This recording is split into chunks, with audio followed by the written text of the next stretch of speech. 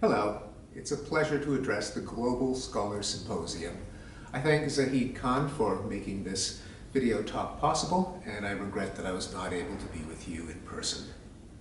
You're all here in an effort to address the world's problems, to make the world a better place, and I'm here to tell you that this is not a dream, that it is indeed possible.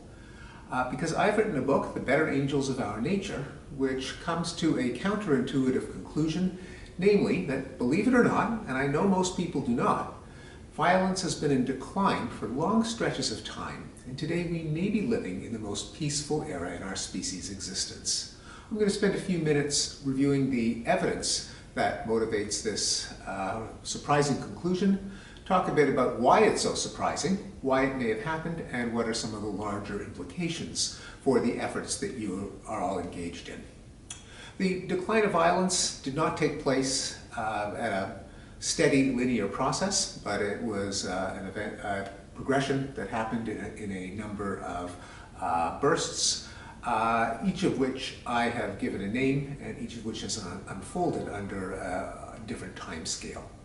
The first I call the pacification process, and it refers to the fact that even though for most of the history of our species we lived in anarchy without a central government, when the first governments did establish control over a territory, they tended to bring down rates of tribal raiding and feuding from rates of death in tribal warfare that were in many cases greater than those of our worst wars of the 20th century. The reduction in rates of violence from raiding and feuding was on the order of a factor of 5. It wasn't that the early kings and emperors had a benevolent interest in the welfare of their citizens, but rather, just as a farmer has an incentive to prevent his livestock from killing each other, it's just a dead loss to him, so the early leaders would just as soon keep their people alive to supply them with taxes and soldiers and slaves. But one of the byproducts was that the rate of death in raiding and feuding went down. The second decline of violence took place over the scale of centuries. It began in the late Middle Ages in Europe, and in tribute to the great German sociologist Norbert Elias, I call it the civilizing process. It refers to the fact that rates of homicide, one-on-one violence, began to plummet starting around the 13th century and fell by a factor of about 35. That is, a contemporary Englishman or German or Scandinavian or Italian has about 1/35 the chance of being murdered compared to his medieval ancestors. The third decline of violence took place, or at least was launched around the time of the European Enlightenment in the 18th century. I call it the humanitarian revolution, and it refers to the abolition or reduction of institutionalized forms of violence, such as the profligate use of the death penalty for non-lethal crimes. In 18th century England, there were 222 capital offenses on the books, including poaching, counterfeiting, and being in the company of gypsies. By the 19th century, the number of capital crimes had been reduced to 4. Indeed, capital punishment itself has been eliminated in most Western democracies and may be eliminated worldwide by the middle of the 2020s. Also abolished during the humanitarian revolution were debtors' prisons, dueling among men of honor, the use of grisly forms of torture as a form of execution, such as breaking on the wheel, burning at the stake, impalement through the rectum, sawing in half, and other ingenious sadistic forms of punishment. And most famously of all, slavery. Slavery used to be a legal institution everywhere on earth. No one seemed to think there was anything wrong with it until, starting in the 18th century, a wave of abolitions began to spread over the world, culminating in 1980 when Mauritania became the last country to abolish chattel slavery, meaning that for the last 30 years we've been living through an unprecedented time in which slavery has been illegal everywhere on earth. The fourth decline of violence has been called the Long Peace, and it refers to the fact that since the end of World War II, several forms of warfare have vanished into thin air. Great power wars, which used to cause the most damage when the 800-pound gorillas of the day, the largest states and empires would fight each other. That was a constant of history for centuries, and then we haven't had a great power war since 1953. Wars between developed countries have pretty much vanished. We almost take it for granted now that wars are things that take place in some of the poorer, undeveloped, more backward parts of the planet. But for most of human history, it was the big, rich, developed states that were constantly at each other's throats. And Western Europe has seen an unprecedented era of peace since 1945. Prior to that time, Western European countries alone began 2 new wars a year for 600 years. As of 1945, that fell to 0. The fifth decline of violence I call the New Peace, and it refers to the fact that since the peaceful collapse of the Soviet Empire in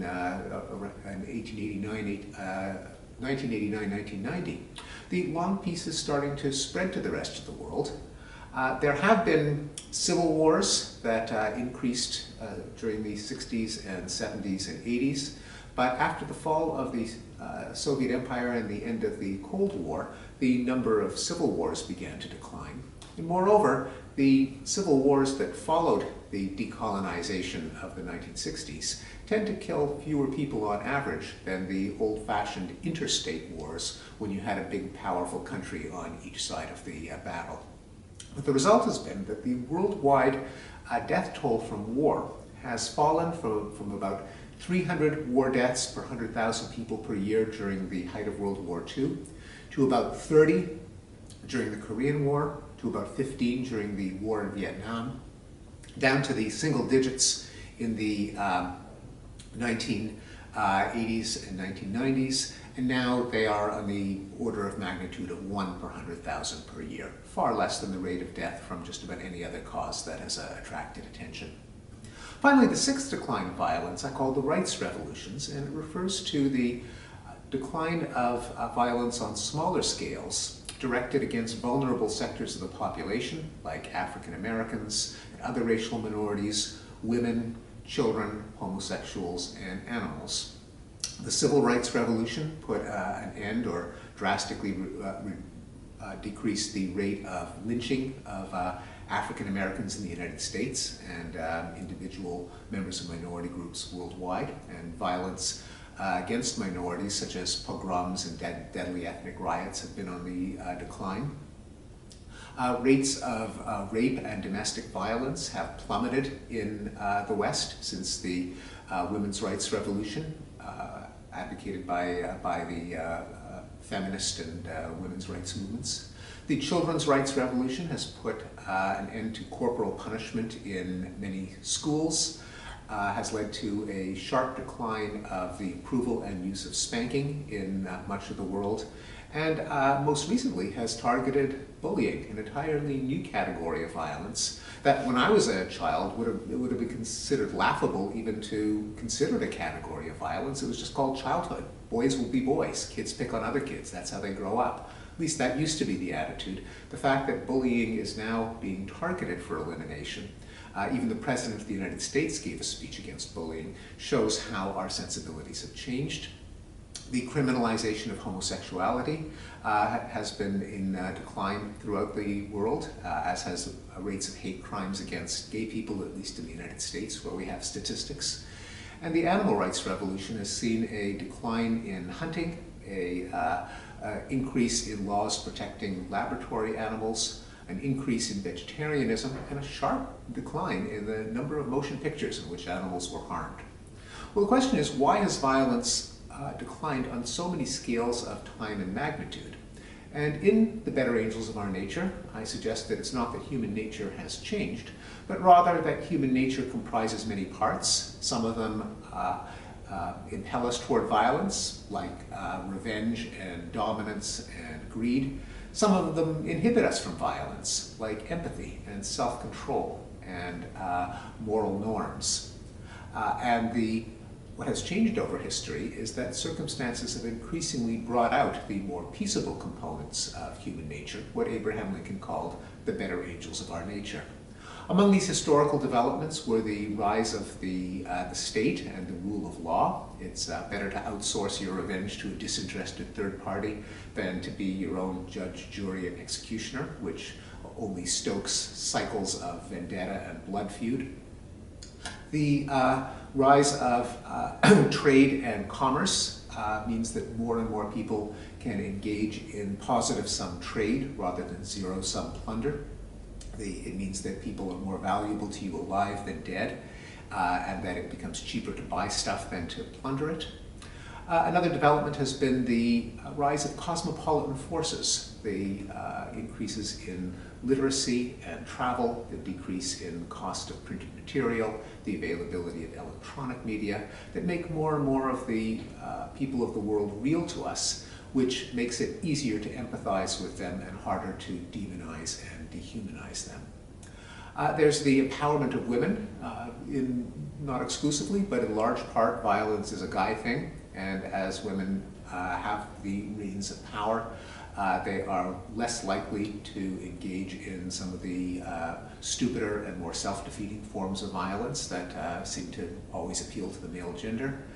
And finally, the rise of reason, the increase in scientific literacy, in rationality, in free speech, in open debate, means that people increasingly see violence as a problem to be solved rather than as a contest to be won. Well, the next question is, if the decline of violence has been such a significant world force, why is it so surprising to so many people? And it's largely because people get their information about the world from the news. And news is about stuff that happens. It's not about stuff that doesn't happen.